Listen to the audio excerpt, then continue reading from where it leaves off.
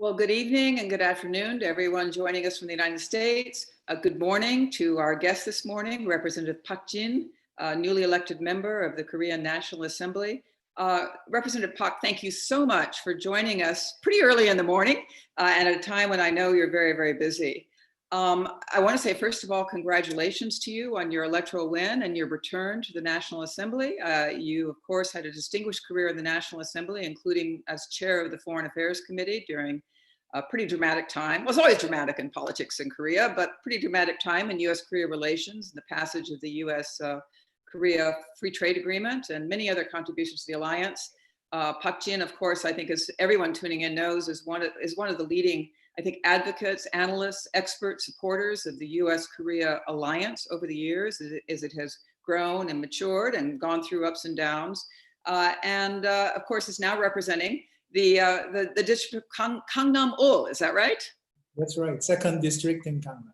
Second district in Kangnam. So Representative Park, if you wouldn't mind, I know we'd love to hear a little bit about what it was like to kind of return to politics, the National Assembly, a different party, a different district. What was the campaign like? You may know that our campaign as well, it may have been going for some time, but we'll be getting in earnest here, but especially given the COVID-related restrictions.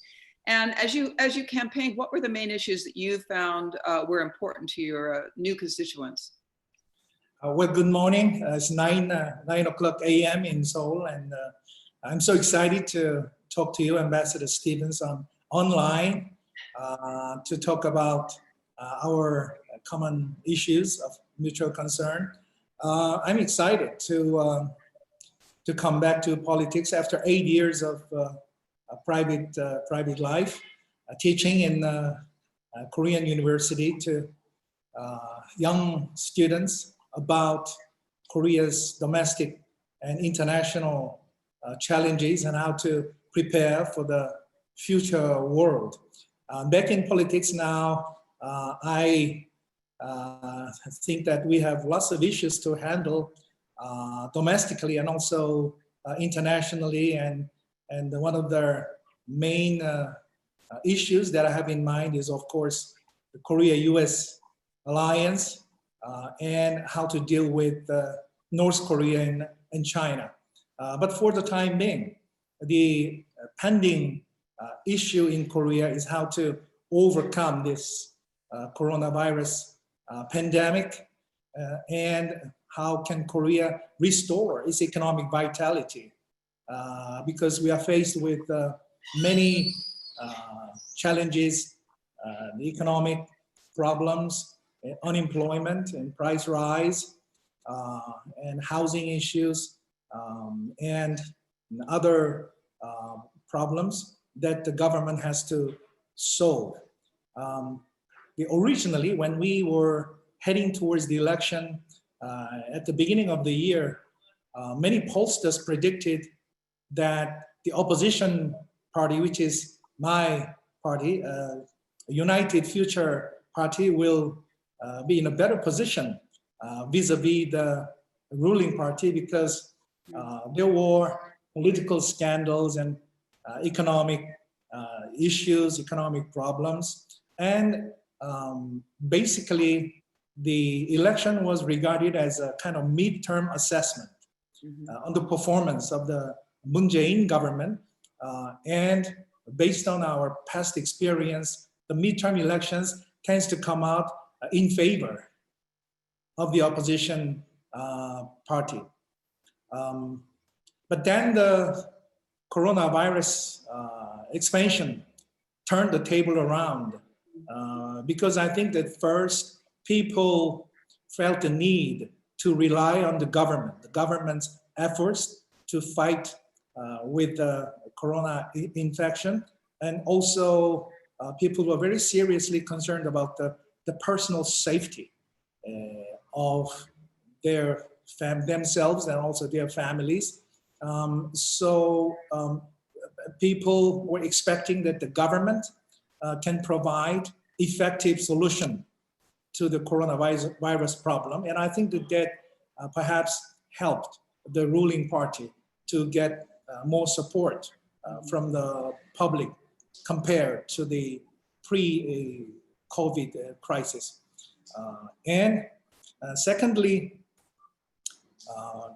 our party, the opposition United Future Party, trying to emphasize that this election is about the people laying verdict on the mismanagement of the government under President Moon Jae-in. But in fact, what happened is that we were kind of less organized, less united, and less adaptable to the changing political and social environment in Korea, especially in the urban metropolitan areas. We had a very crushing defeat in Seoul, in Gyeonggi province, and also in the metropolitan Incheon area. At the same time, the opposition party failed to attract support from the young voters, voters in their 20s and 30s and 40s, who are very much concerned about the individual life, the safety, and the qualities of life in a very fastly digitalizing Korean society. So that is a big task for the opposition party to reformulate our policy and also our image and our agenda, policy agenda to the Korean people. In terms of the result, the outcome of the electoral performance, the opposition party got 41.5% of the total vote, whereas the ruling party got 49.9% of the overall vote, which is that about 8.4 percentage point a gap in overall vote. But in terms of the congressional seats, there's a kind of a huge gap between the seats that were taken by the ruling party. It's about 177 vis-a-vis the opposition party, which got about 103. So the Korean opposition party is facing an uphill battle now vis-a-vis the enlarged, the ruling party. But I think that in every democracy, we need a very good checks and balances, and also criticism with alternative policy agenda. So I think that we will do our best to maintain sound basis of democracy in Korea. One interesting aspect of the impact of the corona crisis in Korea is that the country, the society are very rapidly moving towards the digitalization. For example, in a political campaign, we used to rely on the traditional method of, say, public speeches and conversation with the people on the street in apartments or parks. But because of the corona crisis, it was not possible. And instead, the online communication through teleconference, the SNS messaging, and also other means of more technological communication, we called it untact campaign, took place. So I think this is in a way, important aspect of transformation of Korean society into the modern world. Well, I think South Korea has long had a reputation, rightly so, for being kind of an early adapter. And it is interesting to see in the pandemic and then in the elections, South Korea adopt a lot of things that kind of accelerate the trends, say, of digitalization, of other work and culture trends that I think the rest of us are now trying to observe and catch up with. So I am certainly in the group that thinks we have quite a bit to learn from Korea. I should have said at the outset, speaking of that, I'm going to try to leave a few minutes at the end, or 5 or 10 minutes for some questions. And for people who know how to use Zoom, which is, I think, everyone on this call, look down at the bottom where there is the Q&A function. If you'll type in your questions there, I'll try not to monopolize all the time. But thank you for that overview. That's very, it's very helpful and very revealing of the kind of situation. I wanted to ask you, I mean, you mentioned that for voters, for your constituents, that economic issues and how those are managed, and overall management is very important. How do prospects look for Korea's economic recovery right now? I mean, certainly the OECD seems to think that Korea will recover faster than other countries, in part because it did get an early start in addressing COVID, although we don't know what the future holds. And from the point of view of the opposition party in the National Assembly, how are you approaching these very aggressive fiscal stimulus programs that the Moon administration is putting forward? You know, the Green New Deal has gotten a lot of attention. Does that have bipartisan support? To what extent is there a big debate about that approach? Well, the Korean economy is now faced with challenges, including the impacts of the U.S. China trade conflict and also the COVID-19 crisis very much. The prospects of the Korean economy wasn't very optimistic even before the COVID-19 situation. From 2010 to 2019, annual GDP growth of South Korea tumbled from 6.8% to 2.0%. Both internal and external factors contributed to the decrease of economic growth momentum and expanding household debts and reduction of working population and growing competition from other emerging economies like countries in Southeast Asia. Mainstream economists and commentators also point out that economic policy of the Moon administration, known as income-led growth, is also problematic because it puts the cart before the horse rather than the other way around. Last week, Bank of Korea reported that GDP growth of Korea will go down to minus 0.2% compared to 2019 due to the COVID-19 crisis. The Moon administration is implementing aggressive fiscal quantitative easing, claiming that fiscal expansion is the vaccine and cure for the coronavirus. The ruling Democratic Party of Korea has proposed a huge supplementary budget, almost like $28 billion, larger than the last two supplementary budgets combined. But there are concerns about the government emergency fiscal measures because fiscal stimulus may have a short-term boosting effect, but changes in direction of the Korean economic policy, which is necessary to resolve the fundamental problems with North Korea is necessary. We need to grow as well as spending. The COVID crisis has changed the rules of the game. The government should remove the unnecessary regulations to generate a business-friendly environment, increase the transparency in policy making process, and make policy decisions based on economic rationality instead of political rhetoric or wishful thinking. The Green New Deal, which you asked me, this initiative was proposed by the Moon government, but it needs concrete plans and tangible programs. The Green New Deal must not be used to justify stronger regulation on business.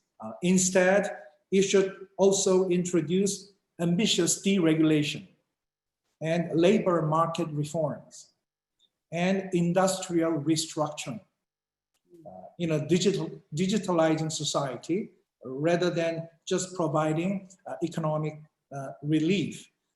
So I think that the government initiative should be handled with a great care and also with a great caution. And the National Assembly will certainly look into the programs and the plans that will be presented by the government. Yeah. Thank you. I'm actually going to weave in some questions that are already coming in. Tammy Overby, whom you know well, has a question about following up on what you said about the need for some concrete plans.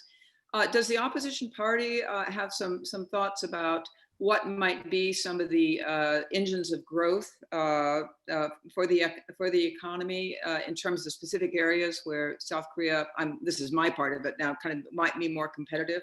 It's very difficult in this global economic crisis and for any government, but are there particular areas that you would emphasize as better areas for South Korea to compete in?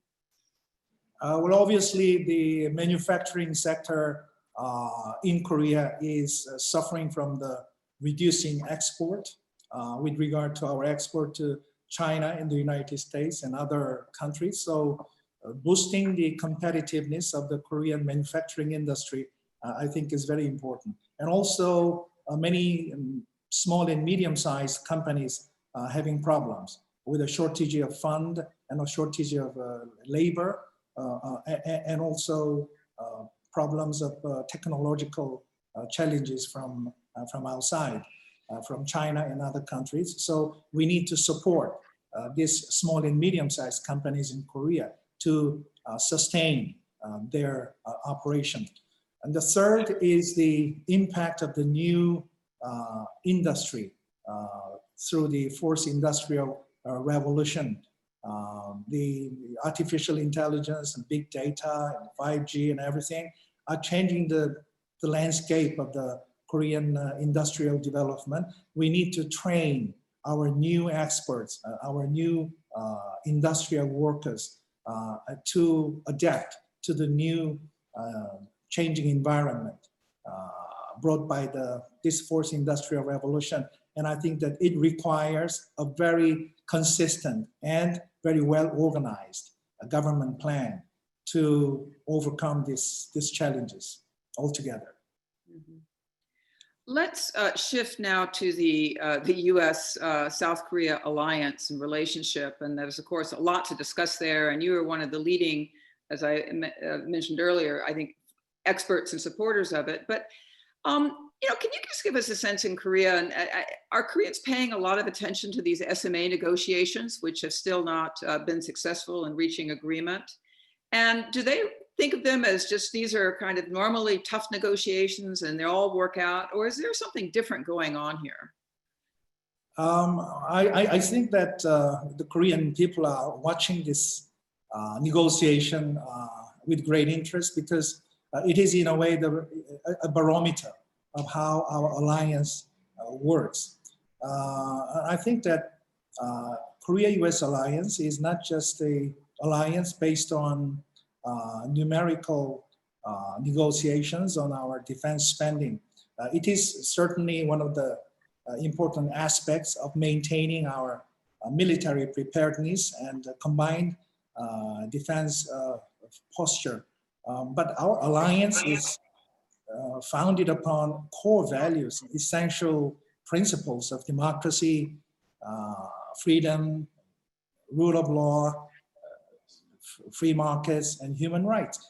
And these are the core basis of our alliance, which should be protected and safeguarded, whatever happens between the two countries. So I very much hope that this SMA negotiation could come to an agreed solution as soon as possible. I think because the prolongation of this negotiation doesn't help both sides. And personally, I think that we have a better option to implement these negotiations. Right now, we have this annual negotiation method, which means that we need to negotiate over this defense spending annually. And of course, the negotiation always highlights the differences between the two sides. I suggest that we should consider very seriously to revert to the previous method of negotiating it every 5 years so that we can have a continuity and predictability in our relationship and our discussion on this defense spending. Mm-hmm. Yeah, it's a question on a lot of Americans' minds. Actually, there was an op-ed in today's Washington Post co-authored by the chair of the House Foreign Affairs Subcommittee on Asia, Ami Bera, and our good friend Victor Cha.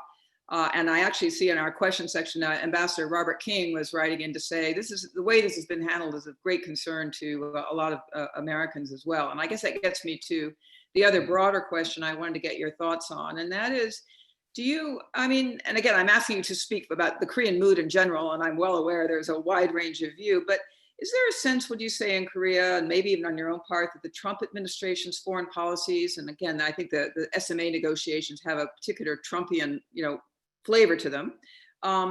Are they particular to him, or do Koreans see this as part of a longer term trend in the alliance, or indeed in America's engagement in East Asia and the world?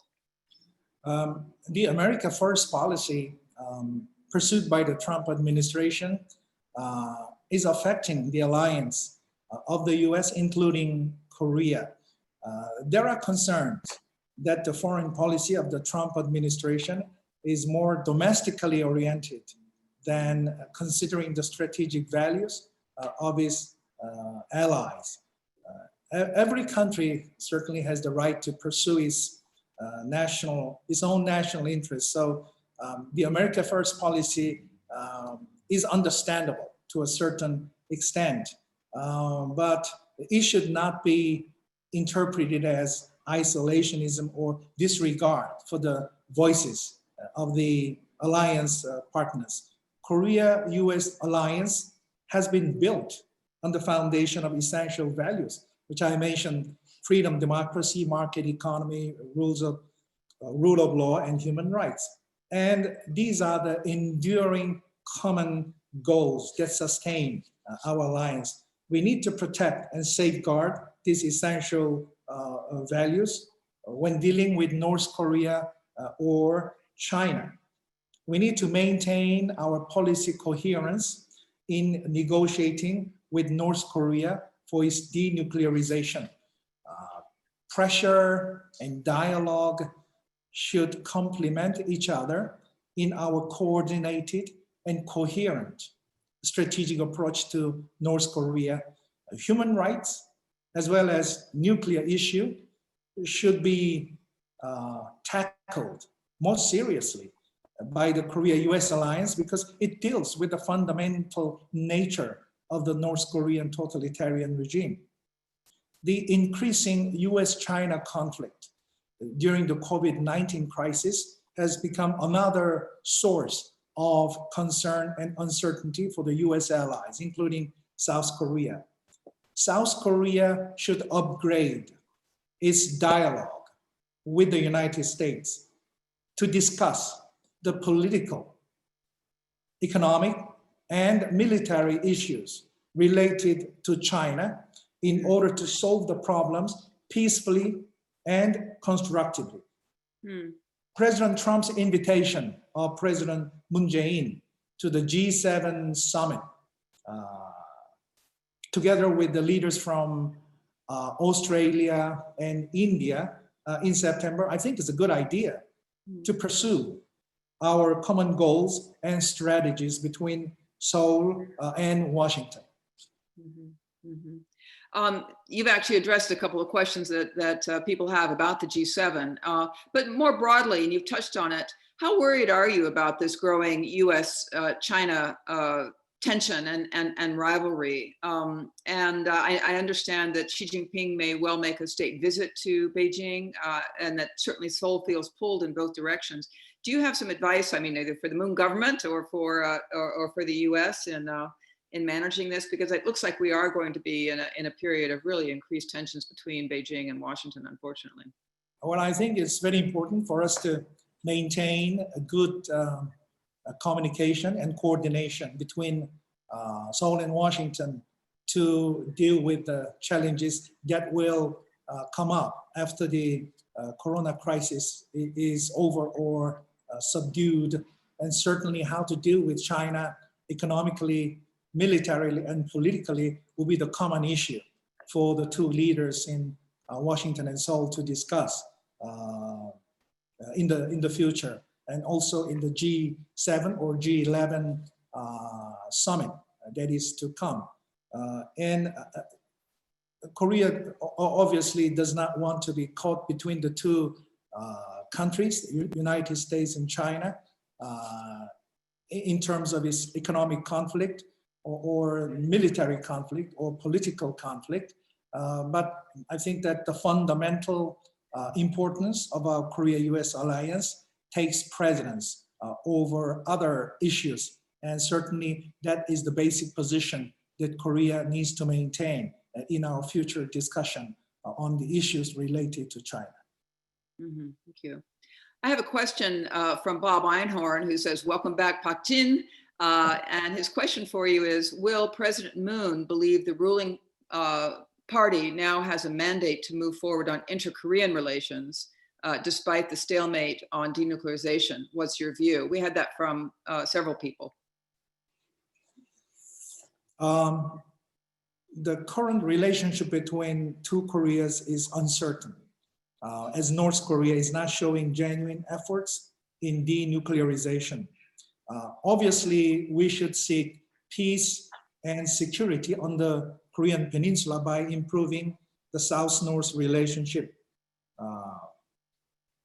But we have also seen that dialogue for the sake of dialogue doesn't work, and it will only allow time for North Korea to reach its goal to become a de facto nuclear power and decouple South Korea from the United States.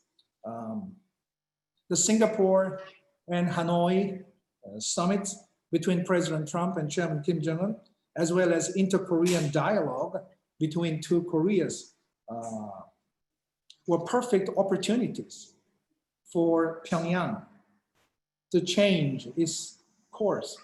But I think that they have wasted these historic opportunities. Therefore, and I think that it's premature for the Moon Jae-in government to retract the May 24 measure of sanctions when North Korea is not showing any signs of positive change.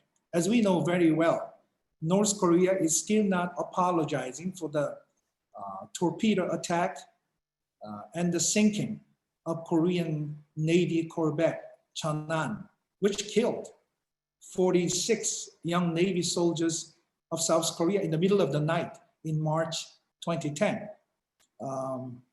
So loosening the sanctions on North Korea, despite the absence of any reciprocal progress in North Korea's attitude, will only isolate South Korea in the international efforts to cope with the North Korean nuclear adventurism. Improvement in North-South relationship is necessary, but it's not sufficient condition. It is more important to keep our policies consistent based on international cooperation with the United Nations and also with our ally, the United States.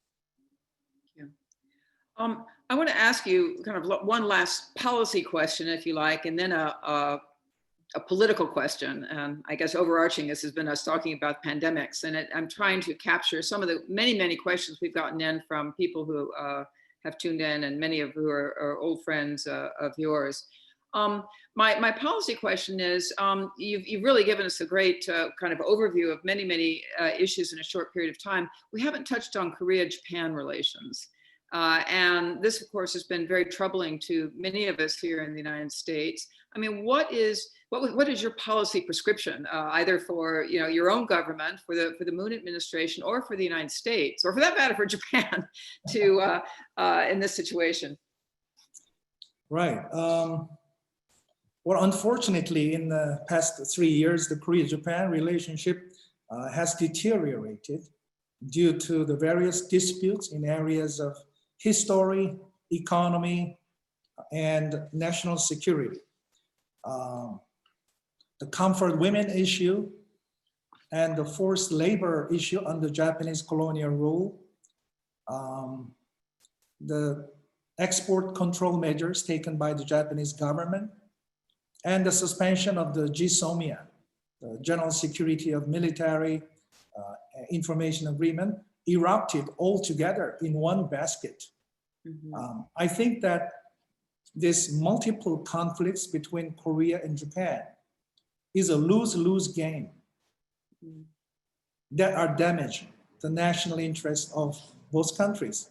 We should find a way out of this unproductive and mutually detrimental stalemate between Japan and Korea. President Moon stated in his March 1st Independence Memorial Address that Japan has been always a good neighbor and proposed that both countries should make efforts to form a future-oriented cooperation. This is exactly what we need. I see some positive signs from Japan too. The Japanese Ministry of Foreign Affairs recently described Korea as a crucial neighbor in the diplomatic blue book for the first time in 3 years. Important neighbor of Japan. There are multiple reasons for disagreement between Seoul and Tokyo, and Korea-Japan summit is yet to come up on the radar.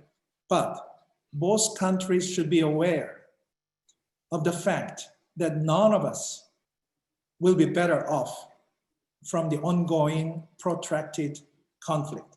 Japan is Korea's important neighbor, as Japan sees it, which shares essential values of freedom, democracy, market economy, and also maintains a common alliance with the United States as a bona fide supporter of good Korea-Japan relationship. So in the 21st National Assembly, which is only started a few days ago, I will make my efforts to strengthen Korea-US alliance and restore Korea-Japan partnership. Well, actually, now you've just begun to address what was my last and somewhat political question, and that is in a National Assembly, which, as you said, is where the ruling party enjoys an historic majority. How do you, where will you put your efforts, and what committees? Do you know what committees you'll be on yet? And I appreciate what you say about foreign policy, and of course, you've always been a leading voice for foreign policy. But what do you see as the initiatives that you're going to spend some time on in this session? We are in the process of organizing the new National Assembly so that the members can belong to various different committees in the Congress. I may be working for either economic or foreign policy, foreign affairs committee.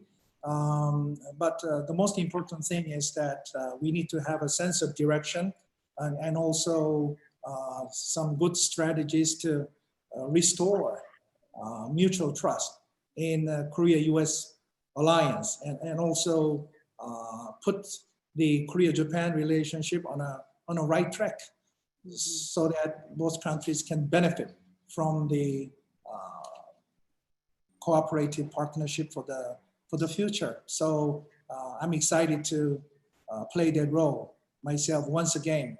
After 8 years of private life, I know I have lots of things to do and also many issues that I need to tackle. Well, it's an extraordinary time. I'm looking at, and congratulations again on your win on being back in public service. I know you do have a lot to contribute, and I see some of the comments are saying we'd like to see you on both of those committees. So, but what I'd like to say is we'd certainly like to have you return to do another conversation with us, perhaps a roundtable, and cover in a little more depth as the Assembly goes on, as this very consequential and crisis-ridden year continues. I think we really would benefit, especially given that some of the constraints we now have in terms of traveling and getting together to do this some more. So I want to thank you very much for your time this morning, for you, starting your day this way. I know it's going to be a long one. I know the life of a Korean politician. and invite you to come back. But any final words you'd like to share with us, I would welcome that now. Well, thank you, Ambassador Stevens.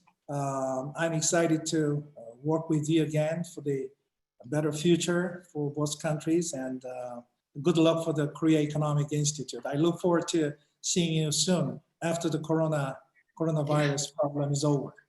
Yes, we all look forward to that. Thank you, and all the best to you. China, Korea has won much attention. We've been very busy at KEI because of all the attention to South Korea, not so much North Korea, in terms of some of the things you've mentioned of really dealing with a lot of uncertainties and a lot of crisis in a and in a way that is very true to its democratic values. And so you've been an inspiration to all of us, and I really look forward to continuing to learn. Thank you. Thank you.